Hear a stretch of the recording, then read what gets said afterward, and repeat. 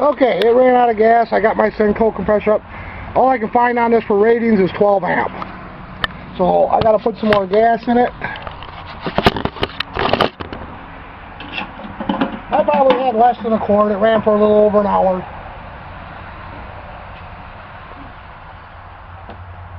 I don't want to put too much in it because I'm not going to use it right away, so I don't want a bunch of gas sitting in it.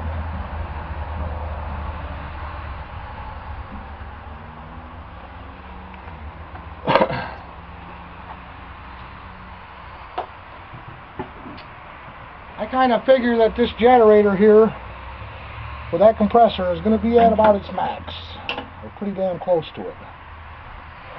I have this thing on here that'll tell us what power is putting out. I have all the air out of this. Matter of fact, I better close this check valve in the back, and now we'll go ahead and start it.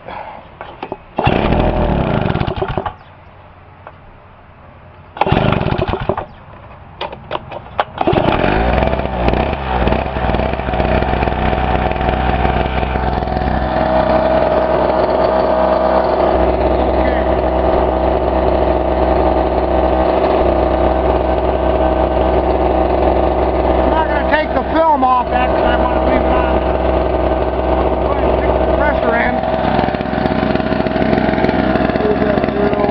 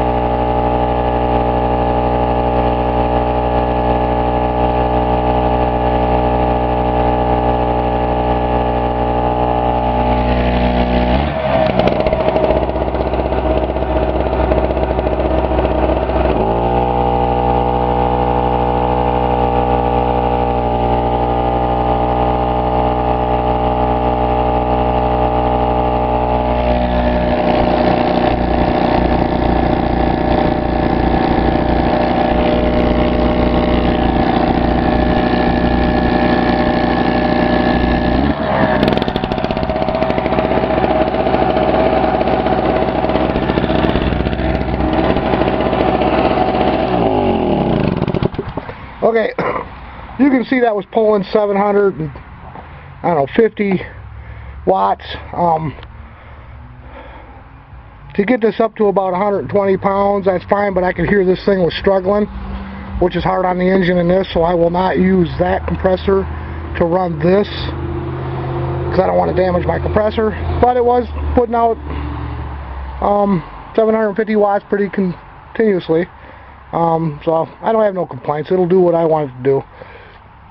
Just when you buy something like this, don't expect to power your house with it, because you're not going to. You want to do that, you buy something like that. This is just good for me taking it, charging batteries, or like my little chainsaw deal there I got that'll run that. I know it will on that. And like other little power tools and this and that shit here and there, where you need electricity. I got a camper out in my backyard. Just pretty much run lights in it in the summertime. If I don't want to run the extension cord back to it, I can bring this back there, fill it up. Supposedly it'll run for 8.5 hours, which is plenty for lights, and hell, maybe even a TV don't draw a lot. But that's it. Seeing I put another splash of gas in it, I'm going to leave it sit there and run it dry. I don't want to leave gas in it while it's sitting. And again, I've seen people run these without shrouds on them. They'll take these off and hook their drill to them. Well, without this on, the cooling fins aren't getting any air, because this is what diverts the air from the flywheel back around, just like a lawnmower or anything else. And again, I always turn the fuel off when I'm done running. Let's say I had it full of gas and I needed to charge something, whatever. I would turn the gas off, let it run for whatever, 5 minutes, 3 minutes, whatever it takes to get the bowl and the carburetor emptied. I don't want to leave fuel in the carburetor.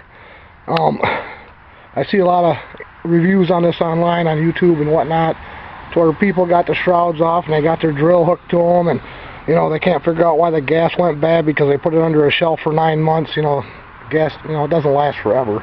So turn the gas off, run it dry, and then before you start it, or even turn the gas on, put some fresh gas in here, or take all the old gas out.